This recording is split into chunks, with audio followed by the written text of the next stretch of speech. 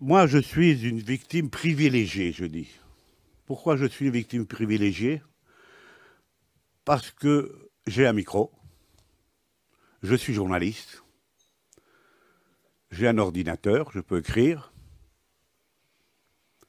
et j'étais correspondant, maintenant que j'ai laissé la profession, depuis 20 ans à Radio France Pays Basque, où tous les jours je donnais des informations de l'autre côté de la frontière, qui dans les années 80 étaient pratiquement à 70% des informations concernant les attentats commis par les terroristes de l'ETA. Donc j'étais un peu repéré, sans aucun doute.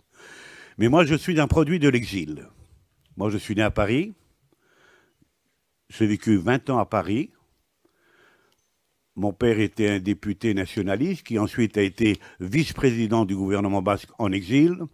Donc le thème basque, je le connais bien. Aucun abertzalé, même radical, ne peut donner une leçon d'histoire parce que j'avais l'ikurriña, qui est le drapeau basque, dans mon biberon dès que je suis né, à cause de ma famille et des gens politiques avec lesquels j'ai vécu tout le temps. Mais j'ai eu l'éducation française. Et l'éducation française m'a appris ce que c'est que la liberté, la démocratie, le respect de la vie et le respect à autrui. C'est pour ça que j'ai vécu 20 ans à Paris. Quand je suis revenu, et je connaissais les premiers gens de l'ETA dans les années 70, José María Scoubi, un des fondateurs de l'ETA, qui est mort il y a quelques années, je lui disais, José María, je dois te faire une interview pour mon hebdomadaire, que tu m'expliques comment est né, pourquoi est né l'ETA. Et lui, il avait abandonné l'organisation en 1970, Franco vivait, après le procès de Burgos. Et José María Scoubi me disait, je ne parlerai pas. Je lui dis, mais il faut que tu parles, tu nous expliques. Il me disait, non, on a créé un monstre. Donc je suis revenu de Paris, etc. Je suis journaliste. J'ai commencé à travailler pour Radio Luxembourg, Le Matin de Paris, Radio France Pays Basque, etc. Et surtout pour Cambio 16. Mais je peux dire que moi j'ai vécu deux dictatures. Celle de Franco, qui a obligé mes parents à sortir du Pays Basque. Mon père est mort en 1963, il n'a jamais pu revenir à sa ville natale de Vitoria. Et j'ai connu l'autre dictature, qui est celle de l'ETA. On a connu les mouvements au départ de l'ETA, etc. Mais tout a basculé après la mort de Franco, où cette organisation séparatiste, basque, nationaliste, etc., s'est convertie véritablement en une organisation, à mon avis, terroriste. Et en 1983, nous recevons une lettre dans les délégations de Cambio 16 avec mon frère Ander, qui était journaliste également, dans laquelle il nous disait que nous devions changer notre façon d'écrire dans la revue Cambio 16. Et que nous aurions des représailles si effectivement nous ne rectifions pas. À cette époque, on pouvait passer la frontière et on pouvait facilement trouver un dirigeant de l'ETA à Bayonne, à Saint-Jean-de-Luz, à Hendaye même, etc., où c'était le sanctuaire, qu'on veuille ou non, où l'ETA fonctionnait parfaitement dans ce sanctuaire. Ce qui a permis effectivement vivre plus longtemps également, avec le soutien populaire qu'il avait au sud du Pays Basque, et surtout avec ce sanctuaire qui a mené au Galles, et ça, vous connaissez l'histoire après. Donc, on a décidé, mon frère et moi, Ander, qui était le délégué de la revue, moi, j'étais à Saint-Sébastien, on passe la frontière, on va à Saint-Jean-de-Luz, on va au bar des Tchabés, que vous connaissez certainement. Il en avait un à Bayonne, rue Paneco, et l'autre était à Saint-Jean-de-Luz, à côté du marché. Et là, nous attendait Kepa, je crois que c'était sous Laïka ou quelque chose comme ça, le nom ne me revient pas tout de suite, qui était l'un des dirigeants de l'ETA. Et on s'assoit, et on lui explique, mais qu'est-ce que c'est que ces menaces? Nous sommes des journalistes, nous sommes en démocratie, l'Espagne avait franchi le pas à la démocratie, vous n'avez pas à nous menacer. Et la seule réponse nous a été répondue, attention aux conséquences. Donc, quand vous sortez d'un restaurant et que un des dirigeants de l'ETA vous dit attention aux conséquences, vous commencez à vous préoccuper un petit peu. Bien qu'on connaissait parfaitement ce monde, moi j'étais de l'État 6e assemblée pseudo-trotskiste à l'époque, en 1972, jusqu'à 1974, où je suis sorti. Mais nous n'étions pas des violents. On défendait la cause, on défendait tout ce que vous voulez, mais on n'utilisait pas la violence. Et alors, on part de nouveau vers Bilbao, à Saint-Sébastien, et la semaine suivante, on reçoit une autre lettre. Une lettre qui nous dit « Vous êtes des communistes, vous êtes des rouges, arrêtez de vous mettre contre Tejero, qui est le garde civil qui avait tenté à Madrid, au Parlement, comme vous savez, le fameux coup d'État. On va brûler votre délégation, on va vous tuer, Ander Landaburu, Gorka Landaburu et Yosu Bilbao, qui était notre photographe. On va vous tuer. Et il firmait « Hitler avait raison », firmé par le bataillon basco-espagnol, qui vient un peu de l'histoire du GAL après, tous ces gens-là. Ils sont dans l'histoire du GAL. Donc, quand on reçoit 2 menaces de l'extrême, on se dit on est peut-être dans le bon chemin. Et c'est ce que nous avons fait. Nous avons continué dans le bon chemin, à dire qu'un acte terroriste est un acte terroriste, qu'un crime est un crime, et qu'un assassinat est un assassinat. Et ce n'est pas un acte de goudalis, de soldats basques, au nom de la patrie, ni du drapeau basque, pour défendre le pays. Les choses sont claires. Le temps passe, etc. Je vais accélérer parce que sinon on ne va pas avoir le temps.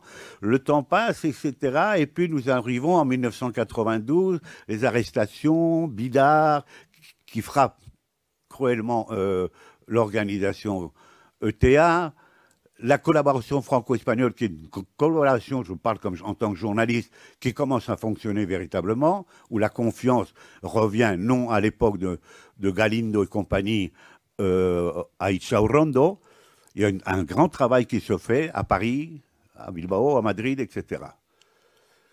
Et il y a ces arrestations de Bidar qui arrivent et qui met à la mode la socialisation de la souffrance. Grand thème que l'ETA met en pratique. Que signifie cela?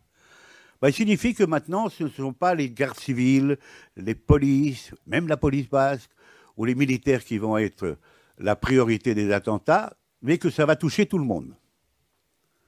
Donc là, les menacés sont les conseillers municipaux, les politiques, les professeurs d'université, des étudiants, des entrepreneurs et des journalistes. Et là, ça commence à tomber. Et là, l'État, effectivement, commence à tuer des conseillers municipaux, des journalistes, des juges, des chefs d'entreprise, etc. C'est la panique généralisée. Qu'est-ce qui se passe à ce même moment? C'est que le gouvernement basque et le gouvernement de Madrid décident de protéger les gens qui sont menacés. Et fin de 1990, on met des gardes du corps à des journalistes, à des étudiants, à des professeurs d'université, etc., etc., etc. C'est le monde à l'envers. C'est le seul coin d'Europe où des politiques, où des professeurs, etc., vivaient avec des gardes du corps. Et à Bruxelles, on laissait passer. J'ai une anecdote très rapide. 2000, mars 2000, fin février-mars, nous sommes à Zarauz, que vous connaissez, sur la place où il y a un kiosque à musique. Mon frère Ander avec son garde du corps, moi avec mes 2 gardes du corps, et José Luis López de la Calle, journaliste, qui nous dit, avec son garde du corps également, qui nous dit, attention, ils viennent contre les journalistes. Je lui dis, José Luis, n'exagère pas. Moi, comme j'ai une tendance beaucoup plus positive, je lui dis, n'exagère pas, José Luis, tranquille, no va pasar nada. 10 jours après, José Luis López de la Calle était assassiné, pratiquement en face de sa maison, alors qu'il allait acheter des journaux. Donc voilà l'histoire. Et rapidement, parce que j'aime pas beaucoup parler de moi, à partir de 2000, lorsque on tue le père de Martha, et José Luis López Lacalle également est tué au mois de mars 2000, je commence à recevoir des menaces. Mon fils de 16 ans, à l'époque, me dit « Aïta, écoute, il y a ton nom qui est sur un grand mur en face des discothèques de Zarauz, avec une cible, et un nom Chacurra, qui veut dire chien. » Et là, j'étais un peu préoccupé, non par la menace, parce que j'étais habitué plus ou moins, mais surtout que mon fils voit ça. C'est ça qui est le plus terrible. Qu'un enfant voit que le nom de son père est avec une cible qu'on appelle chien. Donc on était protégés évidemment, mais tout commence à se mettre en route. Le style de l'ETA. Comme disait Martha, avec ses complices. Complice de l'ETA, ça peut être votre voisin d'en bas. Même un cousin. Ou même un beau-frère. J'ai un beau-frère qui était de l'ETA, de État politico-militaire, qui a fait 9 ans de prison. J'ai fait toutes les prisons avec sa sœur, qui était sa sœur et ma belle-sœur. Donc je connais également le problème des prisons de Nanclares, de Soria, etc., etc., etc. Une autre histoire. Et chez nous, arrive, on ouvre la boîte aux lettres, il y a une cravate noire que je cache pour que ma femme ne le voie pas. On regarde sous la voiture tous les jours. Comme disait un grand ministre socialiste, Ernest Lluch, dont on a fêté son anniversaire il y a peu de temps, qu'il avait les genoux déchirés de tant regarder sous la voiture s'il y avait une bombe. On reçoit des clés, des cibles à votre même hôte de la maison, sur les murs de la maison, des appels téléphoniques à 2h, 3h du matin avec quelqu'un qui commence à rire. On raccroche. Donc la tension monte, mais on n'est pas conscient quand on est comme ça, ils vont pas venir me voir. C'est peut-être un autre, on verra, mais il faut résister. Et moi, la question était la résistance. J'avais l'idée très claire. Et qu'est-ce qui s'est passé finalement? Le 15 mai 2001, j'ai reçu une enveloppe. J'avais un garde du corps qui a touché une enveloppe normale que je recevais tous les mois d'un syndicat d'entrepreneurs. Et j'ai dit à mon garde du corps, j'ai dit Andrés, tranquilo. Rien à voir. C'est une lettre que je connais parfaitement.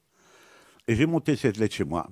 Heureusement que je n'ai pas ouvert la lettre comme j'ouvrais le courrier tous les soirs à 9h, parce que j'étais assis avec ma fille et avec mon fils et ma femme en train de regarder à la télévision ce qu'on pouvait voir à l'époque. Et je n'ai pas ouvert le courrier ce jour-là, fort heureusement. Je l'ai ouvert le lendemain, chez moi. J'étais tout seul. Et j'ai ouvert et puis il y a eu une énorme explosion. Il y avait 150 grammes de dynamite. Et j'ai eu la chance que le fauteuil de mon bureau chez moi a pris l'implosion en grande partie. Donc c'est vrai que j'ai sauvé la vie. J'ai des doigts qui sont amputés, j'ai perdu la vision de l'œil gauche, j'ai perdu l'ouïe également, des cicatrices également, et ils ont réussi leur coup, mais ils ne m'ont pas tué. Et quand on m'a amené à l'hôpital, ma femme, tout le monde était très inquiet, normal, les amis. Tout le monde est venu là, pas comme les gars, personne ne venait. Là est venu le président du gouvernement basque, le gouverneur, même l'évêque, tout le monde est venu me visiter à l'hôpital où j'étais pendant 15 jours et j'ai eu 7 opérations. Pas comme vous. Il y avait un soutien normal, parce que les gens avaient réagi. Et de l'hôpital, une chose est très claire pour moi, et elle est encore toujours, c'est que je me suis adressé directement à l'ETA et aux terroristes. Et je leur ai dit une chose qui m'est sortie du cœur. C'est pas que je sois plus courageux que quiconque, ni plus fou. J'aurais dit, écoutez, vous m'avez amputé les mains. J'ai perdu la vision de l'œil gauche. J'ai des cicatrices sur tout le corps. Mais vous vous êtes trompé. Vous vous êtes trompé parce que vous ne m'avez pas coupé la langue. Et je suis journaliste. Et je resterai au Pays Basque jusqu'à qu'on arrive finalement à la paix. Et cette conviction et cet attentat m'a renforcé. M'a renforcé dans l'aide qu'il faut faire, qu'il faut agir, qu'il faut revenir sur la mémoire, qu'il faut évidemment ne pas tomber dans l'oubli. On oubliera, le temps passe. Imaginez-vous que la guerre civile espagnole, il y a 90 ans, on n'a pas résolu le problème encore en Espagne. Ici, la guerre d'Algérie non plus, pas trop. Ça, c'est le problème de chaque pays qui a ses propres hontes. La honte de chaque pays, on le cache. Mais la guerre civile d'Espagne, nous avons 100 000 personnes qui sont encore dans des fosses communes. Et il y a des réticences pour que simplement, on ouvre ces fosses communes et on leur donne un message clair de reconnaissance. Tout simplement. Eh bien non, tout ça est encore trop long. Bon, je vais terminer parce qu'il y a beaucoup de choses à raconter. Je dis que cet attentat a renforcé mes convictions, mais je vais vous dire une chose que j'ai toujours utilisée. D'abord, contre l'oubli, mémoire. Rétroviseur. Il faut aller aux écoles. Il faut parler aux jeunes. Il faut absolument faire des efforts. On fait pas mal d'efforts du côté basque espagnol. Mais ici aussi, il faudrait le faire. Sur la violence en général. Il faut parler du GAL, ce n'est pas une honte. C'est une honte pour le gouvernement espagnol. Le gouvernement espagnol à l'époque est responsable du GAL. Il y a encore beaucoup de gens qui n'ont pas été jugés. Moi, j'ai apporté ici une chose qui me paraît aberrante, publiée il y a à peine un mois, du ministre de l'Intérieur, socialiste, dis-donc, on peut le dire tranquillement, M. Barrio Nuevo, qui a été en prison, jugé parce qu'ils avaient séquestré Segundo Marey. Et il dit « Yo ordené liberar ». Comment on peut dire ça? Qui raconte? Il y a beaucoup de choses qui n'ont pas été racontées. La responsabilité, il faut le dire clairement.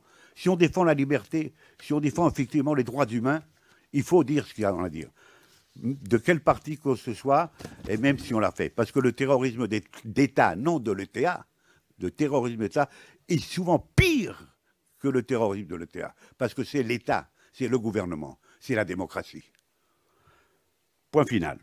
Et simplement vous dire ce que mon père avait écrit un livre en 1957, lorsqu'il était exilé à Paris, qui s'appelait « La cause du peuple basque ». Et c'est un livre qui a eu beaucoup d'écho, qui parlait surtout aux jeunes. Lui, il était nationaliste, clairement. Mais c'est un nationaliste progressiste, un nationaliste moderne à l'époque. Et l'ouverture de le prologue de son livre, il dit une chose qui est incroyable et qui, moi, m'a toujours marqué. Je vais vous le lire en espagnol et ensuite en français, qui dit « Yo no puedo comprender que haya hombres que estén continuamente en peligro por culpa de otros hombres. No puedo comprenderlo y me parece horrible.